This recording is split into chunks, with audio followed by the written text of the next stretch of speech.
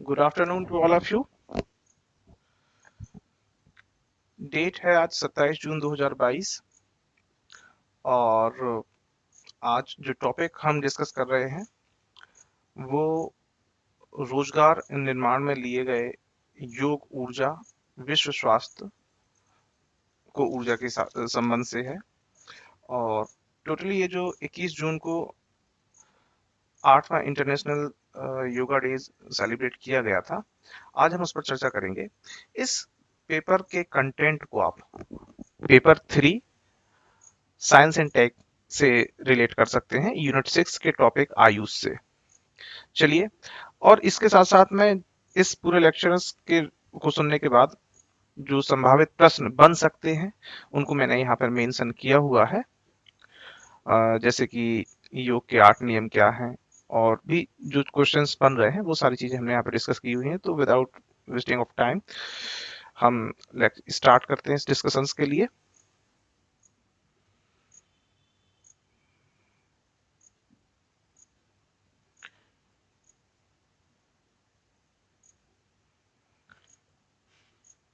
तो सबसे पहले इसमें जो स्वरूप है योग का, हम इसको समझने की कोशिश करते हैं कि योग का स्वरूप क्या है।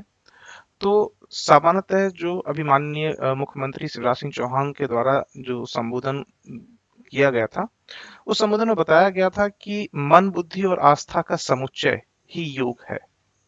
हालांकि कुछ दूसरे लोगों के माध्यम से इस चीज को भी परिभाषित किया गया है कि प्रकृति और मानव के बीच जो परस्पर संबंध है उसको योग से परिभाषित किया जा सकता है। तो इसे भी इस तरीके से भी इसको परिभाषित किया गया है। दूसरे और भी जो लोग हैं उन्होंने भी इसको अलग अलग तरीके से परिभाषित करने की कोशिश की हुई है। समझने वाली बात यह है कि महर्षि पतंजलि का जो दर्शन है वो योग दर्शन है और उन्होंने ही वही इस दर्शन के प्रतिपादक हैं। तो सामान्यतः देखा जाता है कि वर्तमान में सिर्फ 34 आसन या 32 आसन ही प्रसिद्ध हैं, परंतु अगर गौर किया जाए तो इस पूरे दर्शन में, योग का जो दर्शन है, इसमें पूरे 84 लाख आसन है, परंतु वर्तमान परिप्रेक्ष्य में सिर्फ 32 आसन ही अभी प्रासंगिक रह गए हैं, क्योंकि इन 84 लाख के बारे में कोई जानता भी नहीं। और एक बात और मैं आपको बताना चाहूंगा, एक इन्फॉर्मेशन शेयर करना चाहूंगा कि ये जितने भी 84 लाख आसन हैं, इन सभी आसनों के नाम जीव जंतुओं के नाम पर आधारित हैं। उसके बाद में जो नेक्स्ट कंटेंट पे हम गौर करेंगे उसमें ये कि इसके साथ साथ जो बताया गया है कि जो आस्तिक और नास्तिक दार्शनिक होते हैं, उनमें से जो आस्तिक दर्शन होते हैं, आस्तिक दार्शनिकों के 6 दर्शन होते हैं, उन 6 दर्शनों में से महर्षि पतंजलि का एक दर्शन है जिसे हम योग कहते हैं। और ये एक्चुअल में तत्व मीमांसा पर आधारित नहीं है, अर्थात इसमें जीव क्या है, प्रकृति क्या है, जीवन क्या है, इस पर गौर ना करके स्वयं पर गौर करने की बात की गई है, यानी कि आप अपने अंदर झांकें, इस चीज की बात यहाँ पे की गई है। आगे चलते हैं तो हम इसमें समझते हैं कि योग के प्रकार कौन कौन से होते हैं। तो इसमें मुख्यतः या पूर्ण रूप 4 प्रकार ही योग के होते हैं। और इसमें अगर हम बात करते हैं कि योग का जो प्रकार है, जैसे राजयोग है और कर्म योग है, कर्मयोग के बाद ज्ञान योग है, भक्ति योग है, तो इनको समझने की हम कोशिश करते हैं कि राजयोग क्या है। तो राजयोग यानी कि राजसी योग होता है। इसमें विशेष तौर पर ध्यान का महत्व होता है। इसके 8 अंग होते हैं। चूंकि इसके 8 अंग नहीं होते हैं, 8 अंग तो संपूर्ण योग प्रक्रिया के ही होते हैं, तो हम ये समझते हैं कि राजसी योग एक योग का प्रकार है। और इसमें जो प्रमुख चीज होती है, जो विषय वस्तु इस योग की होती है, वो विषय वस्तु इसमें होती है कि आप ध्यान केंद्रित करें। अगला होता है इसमें कर्म योग। तो कर्म योग एक ऐसी चीज है जिसे हर व्यक्ति कर सकता है। कर्म योग ही सेवा का मार्ग है। असल सेवा का मार्ग जो सिविल सर्विसेज के लिए जो होता है, तो कर्म योग ही सेवा का मार्ग होता है। तो कर्म योग का सिद्धांत है कि जो आज अनुभव करते हैं वह हमारे कार्यों से भूतकाल में बदलता जाता है। ये चीज यहां पर इंपॉर्टेंट है, गौर देने वाली। तो जागरूक होने से हम वर्तमान में अच्छा भविष्य बना सकते हैं और स्वार्थ और नकारात्मकता से दूर हो सकते हैं। तो ये चीजें कर्म योग का पार्ट होती हैं। इसके बाद आता है भक्ति योग। भक्ति योग का मार्ग जो है, तो भक्ति योग के मार्ग से सभी की स्वीकार्यता और सहिष्णुता पैदा होती है। यानी कि एक से अलग अगर कोई पंथ है या विभिन्न पंथों के बीच में जो समरसता और समन्वय का माहौल और सहिष्णुता जो पैदा होती है, वो भक्ति योग के माध्यम से पैदा होती है। इसमें भक्ति के मार्ग का वर्णन भी होता है और साथ ही साथ इसमें देखा जाए कि सभी के लिए सृष्टि में परमात्मा को देखकर भक्ति योग के लिए इसमें जोड़ा जाता है। इस तरीके से ही हमने इसे समझने की कोशिश की थी कि ये भक्ति योग था। अभी इसके बाद में जो नेक्स्ट इसका टाइप है वो है ज्ञान योग। अगर भक्ति को इसको हम समझने की कोशिश करते हैं कि ज्ञान योग क्या है, तो हम समझ सकते हैं कि अगर हम भक्ति को मन का योग समझते हैं, अगर हम मन की शांति के लिए भक्ति करते हैं, तो ज्ञान का योग बुद्धि का योग होता है। यह ऋषि और कहा जाए तो विद्वानों का रास्ता होता है, ऋषियों का रास्ता होता है। इसमें ग्रंथ और ग्रंथों के अध्ययन के माध्यम से बुद्धि के विकास की आवश्यकता होती है। तो अध्ययनरत या स्कॉलर्स का जो रास्ता होता है, वो रास्ता ज्ञान योग का रास्ता होता है और ज्ञान योग को सबसे कठिन माना जाता है और साथ ही साथ सबसे प्रत्यक्ष भी होता है। तो इस चीजों को हमने यहाँ ब्रीफ में समझने की कोशिश की। उम्मीद करता हूँ ये आपको समझ में आई होगी। नेक्स्ट स्टेप पर अगर हम चलते हैं तो हम एक शॉर्ट में ओवरव्यू लेते हैं योग दिवस का। तो इसको हम थोड़ी सी इसकी पृष्ठभूमि में जाते हैं कि यूएनओ के द्वारा प्रधानमंत्री माननीय नरेंद्र मोदी के प्रयासों से 2015 वर्ष 2015 से योग दिवस की शुरुआत होती है और वर्तमान में जो इसकी थीम है वो मानवता के लिए योग, जो थीम दी गई है वो मानवता के लिए योग दी गई है। और थोड़ा सा इसका आकर्षण बिंदु इस बार का योग का ये बन जाता है कि आजादी के 75 वर्ष पूर्ण होते हैं और इसी के साथ साथ में पूर्ण होने के साथ हम अमृत महोत्सव का आयोजन करते हैं और इसी के उपलक्ष्य में हम 75 ऐतिहासिक स्थलों पर जो योग का एक सामूहिक कार्यक्रम हम आयोजित कराते हैं, जहां पर अलग अलग लोगों के द्वारा संबोधन किया गया है। जैसे कि हम अभी इस पे चर्चा करते हैं कि प्रधानमंत्री नरेंद्र मोदी के द्वारा जो संबोधन किया गया था आम जनता का, तो ये कर्नाटक में किया गया था। आइए नेक्स्ट स्लाइड की तरफ मूव करते हैं।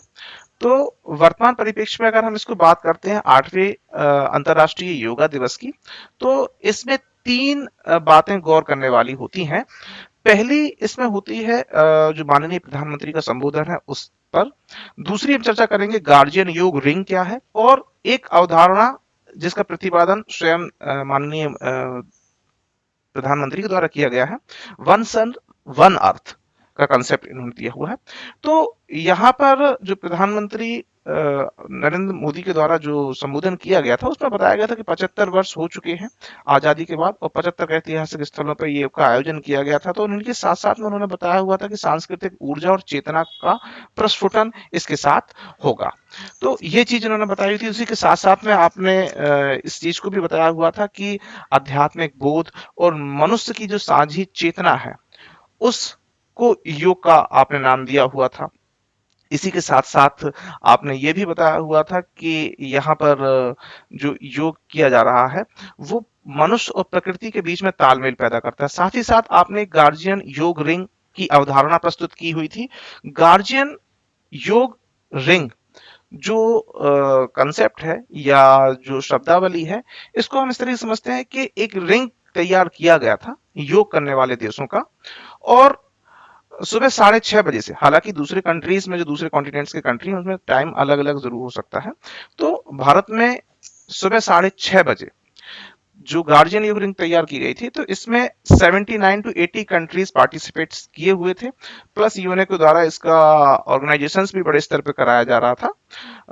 तो ये सब चीजें गार्जियन योग रिंग के अंतर्गत आती हैं। उसके साथ साथ में वन सन वन अर्थ का जो कंसेप्ट प्रधानमंत्री के द्वारा दिया गया था वो ये था कि जिस तरीके से सूर्य का प्रकाश तीव्र या द्रुतगामी गति से सभी जगहों पर फैल रहा है, उसी प्रकार से योग का जो प्रसार होना चाहिए ये सभी देशों में होना चाहिए, क्योंकि ये मनुष्य या किसी व्यक्ति विशेष के लिए ना होकर के इसकी जो थीम थी ये मानवता के लिए थी।